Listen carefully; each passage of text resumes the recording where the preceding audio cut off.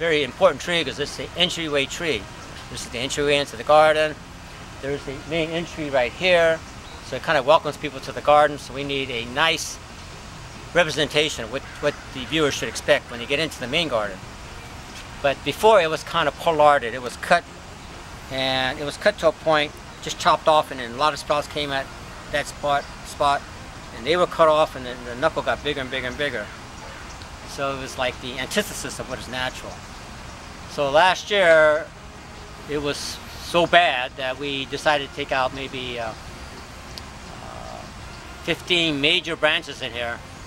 But each one of those major branches had a knuckle on it. So we were able to not only simplify the tree, but we took out the knuckle at the same time. This year, there are smaller knuckles in here, and we're going to try to get those out. I'm satisfied the way it sprouted out, that it reacted positively to the cut. It didn't sulk, it didn't die off. It's trying to stay alive, so it sent out all these sprouts, but then I consider those options. These are new sprouts, and they weren't there last year, so the option has been born. It was born because we cut the tree in a certain way to get this response. Now that we have the options, we better know what to do with them. Sometimes, you know, like in a Western arborist way, you get the sprouts and they cut them all off. They just leave the main structure, and you don't solve the problem. I'm using these sprouts as potential new branches. So looking at the tree, we made some macro cuts last year. I'm satisfied that those big cuts are starting to callus properly. The tree's reacting nicely, so we're going to make about 5 or 6 more major cuts this year. So this is one area right in here that is very clustered, very thick. And I kept it on this last year because this is the back side of the tree, which is always the weaker side. The other side being the sun side, the stronger side. So last year we took out a lot of pieces on this side because that was the sun side, to get light coming through to keep this side stronger. Now that this side is stronger, I can start to cut it out, cut pieces out. So I'm thinking that we're going to, even though it's a big cut, it may never callus properly, but this big piece here will be taken out. And we'll cut it at an angle so it looks natural. You know, not just leave a ledge or a stub.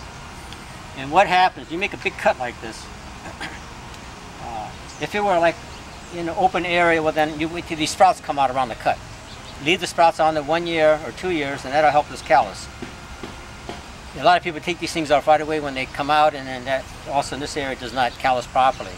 So having activity around the wound helps it callus faster. In this case, since it's a big cut, but I have like 3 branches radiating around the big cut I just made. And that will help it callus and help it from dying down even further. And if I make a big wound, I don't mind making that one because it's up and down. So water will hit it and then roll off this way. But if I had to make a wound on the top of the tree, it's like this, it doesn't heal, and then water catches in there and it starts to rot all the way down to the middle of the tree. So that's why all the variables here are, you know, I'm trying to weigh them. We've been talking about the craft of pruning, you know, where to make the cut. There's a branch collar here, you cut outside of that, and that helps the tree callus. We talked about callusing. The art is, if I took that away, some people may think there'll be a hole here. The art is you create a space. And you look through and you can see the pine branches back there. So that's part of the trick here, is you can keep something from being a solid wall. If you take something away, you might see something back here, which is even prettier, and it has depth of field. So that's a concept in the Japanese garden. We want things in the front, we want to open up and give you something beyond without exposing beyond 100%. It's just kind of a tease. So to answer Virgil's question, you know, about how long will this process take, I think by the 3rd year, we should have a nice, clean, natural looking ginkgo.